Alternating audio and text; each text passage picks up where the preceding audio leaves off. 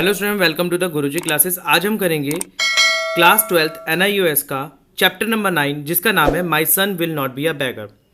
ये जो चैप्टर है हमारा my son will not be a beggar, इस चैप्टर को हम स्टार्ट करेंगे। सबसे पहले मैं आपको इसकी समरी बताने वाला हूँ। जैसे मैं आपको अपने लिख कर रजिस्टर पे बताता था, उससे थोड़ा सा व्यूअर्स को थोड़ी प्रॉब्लम होती थी कि थोड़ा दिख नहीं रहा है सही से या क्लियर नहीं है। तो मैंने अब उसके लिए PDF से थ्रू आपके लिए PDF बना रखी है, ये वाली PDFs। आपको अगर ये PDF चाहिए, अगर आपको इंपॉर्टेंट क्वेश्चंस चाहिए चैप्टर नंबर 9 12th क्लास के NIOS के इंग्लिश सब्जेक्ट के, तो आपको मैं बता दूं, अगर आपने मेरा चैनल तो लाइक शेयर सब्सक्राइब नहीं करा है तो आप क्या मिस करने वाले हैं। यानी कि आपको फ्री PDF मिलेगी, फ्री नोट्स की PDF, फ्री TMA के solution, free practical file with Hindi medium and English medium solution. और आपको इन सब चीज़ों के लिए मेरे नंबर इस पर 8851450051 पर कॉन्टैक्ट करना है। ये सारी फैसिलिटीज़ अगर आपको लेनी है तो यहाँ पर कॉन्टैक्ट करना पड़ेगा। और NIOS से रिलेटेड आपको किसी भी प्रकार की जानकारी चाहिए तो आप मेरे इस नंबर पर कॉन्टैक्ट करके मेरे से ले सकते हैं। प्रैक्टिकल कैसे सबमिट होगा, कौन सी डेट पर होगा, कैसे प्रैक्टिकल फाइल बना रही है, इसकी वीडियो मैं ऑलरेडी डाल चुका हूँ, आप जाके वहाँ पर देख सकते हैं। चलिए शुरू करते हैं, टाइम को वेस्ट ना करते हुए अपने चैप्टर की ओर। तो student, my son will not be a beggar, ये चैप्टर हमारा स्टार्ट होता है। लेखक बताता है कि इस संसार में हर एक लड़के और लड़की के पास अपने बचपन की मीठी यादें हैं। बच्चा अपने माता पिता और नौकर के चेहरों को जानता है और पहचानता है। उसे तितलियों पक्षियों की रंगों की स्मृतियां यानी कि याद में होती है, यानी कि अपने बचपन की सारी बातें उसे याद होती हैं। परंतु लेखक के मामले में ये वस्तुएं उसके लिए नहीं थी। लेखक के मामले में ये चीज़ें उसके लिए नहीं थी, क्योंकि वो जब 3.5 साल का था तो अंधा हो गया था। उसने 4 इंद्रियों को संसार में अर्थात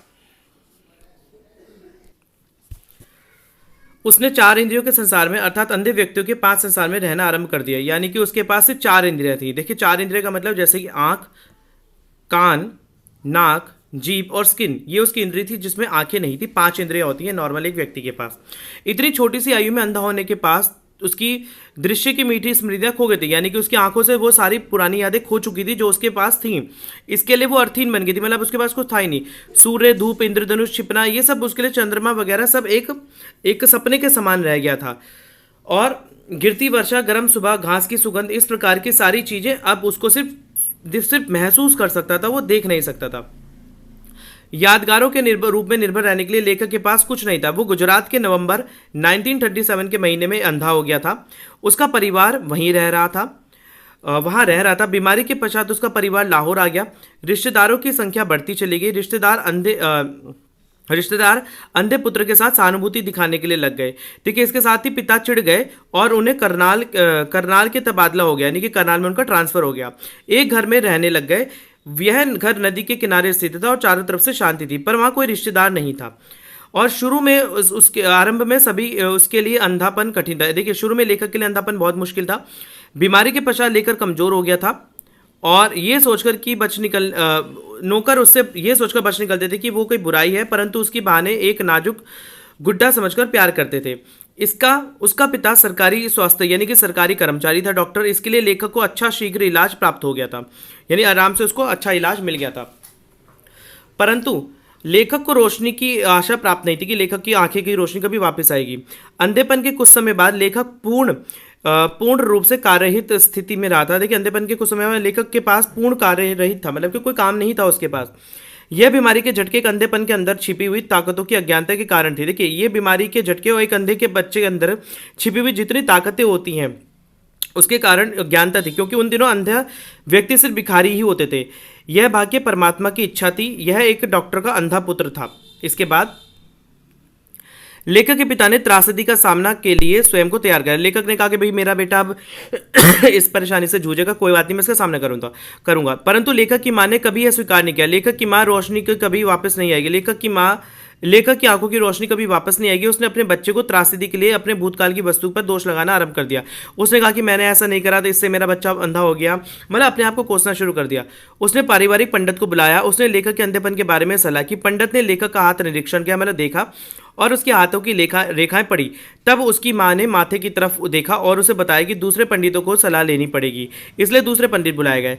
वे सहमत हो गए कि लेखक की मां के पापों के कारण पश्चात ही उसके लेखक ऐसा हो गया। तभी लेखक की आंखों की रोशनी वापस प्राप्त करने का अवसर प्राप्त हुआ। इन पंडितों ने प्रार्थना तथा दूसरा शारीरिक व्यायाम के लिए कहा और वे कुछ धन द्वारा धार्मिक अनुष्ठान करना चाहते थे। लेखक की माँ ने उनके पिता के हर एक चीज छिपाई, क्योंकि वो जानती थी कि उसके पिता जो एक डॉक्टर है, उनको ये सब चीजें पसंद नहीं है। इन अनुष्ठानों की धार्मिक सलाहों के अतिरिक्त हकीमों को भी बुलाया गया। उन्होंने लेखक की आंखों में कुछ सुरमे डाले। ये सुरमे उसकी आंखों को जलाते थे और काटते थे, परंतु माँ के प्यार के कारण लेखक चुप रहता था। एक रात लेखक के पिता को सुरमों के बारे में पता चल गया। वो नाराज हो गए। उन्होंने तुरंत प्रयोग रोक दिया, हकीमों के पास जाना भी बंद कर दिया। परंतु लेखक 11 वर्ष की आयु तक अपने आंखों में सुरवा डलवाता रहा। लेखक की मां ने कई टेस्ट करे। उसने ऐसा यह सिर्फ जानने के लिए करा कि क्या उसकी आंखों की रोशनी वापस आ गई थी या नहीं। एक दिन लेखक की मां एक दिन लेखक बाहर से घर में आया। वह दरवाजे को खोजने के लिए एक हैंडल तक पहुंचने के लिए रुक गया। उसकी मां ने पाया कि वह कभी कभी वस्तुओं से टकरा जाता था। उसे खुशी हुई कि वह सुरमे प्रभावशाली है। वह लेखक को यह जानने के लिए कि उसके हाथ कहाँ था, वह अपना हाथ हिलाती रही। हाथ हिलाने से लेखक के कानों तक आवाज की तरंगें पहुंचती थी और वह अंदाजा लगा लेता था कि यह हाथ कहाँ से हिला और कहाँ से बात आ रही है। जानने के लिए लेखक की रोशनी देख सकता था। वह फिर भी स्विच को शीघ्रता से बार बार बंद और चालू करता है। तब वह यह जानने के लिए कि लेखक रोशनी देख सकता है कि नहीं, तो फिर वह स्विच को शीघ्रता से बंद करती रही। उसकी माँ लेखक अंधा बना रहा, यद्यपि उसे जीवन की वास्तविकताओं के प्रति अपने आप को ढाल लिया था। उसने एक्सेप्ट कर लिया था कि वो अंधा है। उसके अंधेपन के वास्तव में एक कठिन रुकावट थी। इसका कोई हल नहीं था, परंतु उसके पिता ने हर एक वस्तु का प्रयोग करने के लिए निश्चय कर लिया था। उसे अंधेपन पर उपलब्ध सारे साहित्य, यानी कि जितने भी बुक थी, उनको पढ़ा। पढ़ने का मतलब जो अंधों की राइटिंग होती है उसको उसने पढ़ी। इससे वह जान गया था कि अंधे और पान बीड़ी की दुकानों पर मालिक बन जाते हैं। अंधे व्यक्ति जो होते हैं पान बीड़ी की दुकानों के मालिक बन जाते हैं। वे भिखारी भी होते हैं। वे तंबाकू सिगरेट के कागज पत्तों को लपेटते हैं। उसे निर्णय कर लिया था कि उसका पुत्र भी इनमें से कोई एक ही बनेगा। ये किसने कर लिया था? देखिए, उसके जो लेखक के पिता थे उसने। लेखक के पिता ने प्रसिद्ध शिक्षण संस्थानों में सलाह प्राप्त की, यानी कि एक अच्छे शिक्षण संस्थान ने वहां से सलाह प्राप्त की। उसे पता चला कि अंधों के लिए उनमें से मिलने वाली सहूलियतें सीमित थी। उनमें से काफ़ी शरण संस्थान थे। देखिए, काफ़ी सारे ऐसे संस्थान थे, उनमें स्नातक डिग्री की भी प्रबंध नहीं था, यानी कि ग्रेजुएशन की डिग्री भी नहीं मिलती थी। उसने सोचा कि यदि लेखक घर पर रहा तो वह अधिक प्यार से बिगड़ जाएगा। उसे साधारण बच्चों के साथ खेलने के लिए कठिनाई थी। लेखक की माँ उसे घर से बाहर भेजने के विरुद्ध थी, मतलब वो चाहती नहीं थी कि लेखक जो है घर से बाहर जाए। आखिरकार लेखक के पिता को अंधों के लिए दादर स्कूल में प्रिंसिपल डॉक्टर R.M. हल्दर के बारे में पता चल गया। उसने उसे एक पत्र लिखा। प्रिंसिपल ने लेखक की असाधारण रुचि दिखाई। उसने लेखक के अच्छे हालचाल के लिए खास ध्यान रखा और व्यक्तिगत जिम्मेदारी पर्सनली तौर पर बोला कि मैं इसका ख्याल रखूंगा। परंतु लेखक की माँ यह भयभीत हो गई थी कि जब उसे इस स्कूल के बारे में पता चला। उसने लेखक को बंबई भेजने के लिए उसे बंबई भेजने के बारे में कुछ पता नहीं था, परंतु लेखक के पिता की उत्तम राय के बारे में विश्वास था। मतलब लेखक का जो पिता था वो हमेशा सही सलाह लेता था। चुपचाप वह उसे स्कूल में दाखिल कराने के लिए मुंबई भेजने के लिए सहमत हो गई। तो यहां पर इस स्टोरी के अंदर बताया गया है कि लेखक और उसकी माता के पिता के क्या क्या सोच विचार थे और क्या क्या सोच रहे थे और किस तरीके से वो अपने बच्चे को आगे बढ़ाने की कोशिश कर रहे थे, और उसके पिता किस तरीके से सोच रहे थे कि उसके जो बेटा है वो एक भिखारी नहीं बनेगा बल्कि एक ग्रेजुएशन की डिग्री लेगा। चलिए शुरू करते हैं इस चैप्टर से रिलेटेड कुछ इंपॉर्टेंट क्वेश्चन आंसर्स, और आपको यही इंपॉर्टेंट क्वेश्चन आंसर्स पढ़ने हैं क्योंकि ये न्यू सिलेबस 2025 के हैं। इंपॉर्टेंट क्वेश्चन आंसर्स हैं और आपको यही वाले करने हैं। चैप्टर नंबर 9 के my son will not be a bagger के इंपॉर्टेंट क्वेश्चन आंसर्स। पहले मैं आपको ये रजिस्टर में कराता था, अब उन्हीं रजिस्टर से मैंने इसकी पीडीएफ बना ली है। पीडीएफ आपको यही पीडीएफ आपको चाहिए तो आप मेरे जो नंबर मैंने आपको शुरू में दिखाया था, मेरा नंबर है, मैं आपको बता देता हूँ, 8851450051। ये मेरा नंबर है। आप इस नंबर पर कॉन्टैक्ट कर सकते हैं और इस चैप्टर की पीडीएफ मेरे से ले सकते हैं ताकि मैं आपको बता सकूं कि ये पीडीएफ मैं आपको प्रोवाइड कर सकूं जल्द से जल्द, क्योंकि एग्जाम्स आने वाले हैं। चलिए शुरू करते हैं इसके इंपॉर्टेंट क्वेश्चन आंसर्स। देखिए, what did Ved's mother think had caused her son blindness, which words in the text tell you this. Ved की मदर यानी कि जो लेखक है उसकी माँ को कैसे लगता था कि वो उसका बच्चा जो एक उसके पुराने पापों के कारण अंधा हुआ है, और कौन से वर्ड से आपको लगता है? Vedas mother thought something in the past for her blindness tragedy was responsible for the blindness. In line से पता लगता है कि वेद की मदर कुछ पास्ट में ऐसा हुआ था जिसकी वजह से उनका बेटा अंधा हो गया। What did the pandit advise her to do, mention two things. पंडित ने क्या बोला उसे करने के लिए? दो चीजों को बताया। The pandit advise her to say intensive prayer, उसे बोला कि प्रार्थना करे। They also advise for the strenuous physical exercise, उन्हें बोला कि कुछ फिजिकल एक्सरसाइज भी लेखक को करनी चाहिए। Did the treatment stop if so which words in the text tell you, क्या ट्रीटमेंट रुका, अगर ऐसा है तो आपको वर्ड कौन से वर्ड्स बताते हैं कि ऐसा करने से रोका गया। जो ट्रीटमेंट था, treatment stop in the insistence of his father, उसके पिता के अर्जी मतलब बहुत बोलने पर ट्रीटमेंट को रोका गया। The words in the text give us the idea, then कौन सा लाइन बताती है हमें कि ट्रीटमेंट को रोका गया। Then he lifted me from her arms and took me away, और उसके लेखक के पिता ने उसको अपनी गोद में उठाया, बाहों में उठाया और वहां से ले गया। With steady hand he bath my stinging eyes, उसने अपने सख्त हाथों से मेरी आंखों को धोया। After this incident though we stop going to hakims, इस इंसिडेंट के बाद हम हकीम्स के पास जाना छोड़ दिया। Now and then application of the surmas continue till, और पर सुरमा को कंटिन्यू रखा उसकी माँ ने। आई वॉज 11, जब वो 11 साल का था, but they were very mild and my mother always obtain my consent to advance, वो बहुत हल्के तरीके से लगाए जाते थे और मेरी मदर चाहती थी कि मैं उस सुरमे से ठीक हो जाऊं। अगला क्वेश्चन आता है, Ved mother put him through several test, what were they.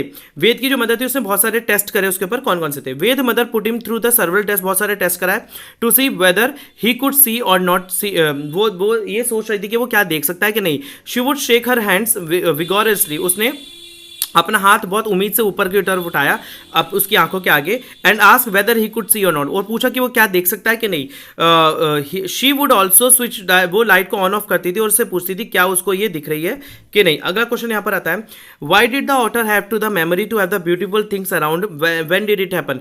Author को कोई कुछ ऐसा क्यों नहीं याद कि उसको कभी आसपास की कुछ मेमोरी याद हो। देखो ऑथर को इसलिए नहीं आता क्योंकि author lost his site at the site after a prolonged illness, देखो एक लंबी बीमारी के बाद उसकी आंखों की रोशनी चली गई। सो ही हैड नो मेमोरीज, उसकी आंखों में की मेमोरी नहीं थी, कोई यादें नहीं थी। And the beautiful things around all this happen when he was 3.5 years, और ये तब हुआ जब वो 3.5 साल का था। अगला क्वेश्चन आता है, what things did he miss of the beautiful nature as a result of his failed eyesight, उसने कौन सा ब्यूटीफुल नेचर को छोड़ दिया जब उसकी आईसाइट फेल्ड हो गई। देखिए, हिज वर्ल्ड बिकम डार्क, उसका जो वर्ल्ड था डार्क बन गया। इट वॉज विदाउट सनशाइन, ये एक सनशाइन के बिना था। रेनबो नहीं था, चांद नहीं था, इंद्रधनुष नहीं था। He felt sunshine only against his skin, उसने देखा कि उसको सिर्फ सनशाइन उसकी स्किन पर महसूस होती थी। Listen to the sound of the his falling rain, तो वो सिर्फ बारिश की आवाज़ों को सुन सकता था। अगला क्वेश्चन यहाँ पर आता है, देखिए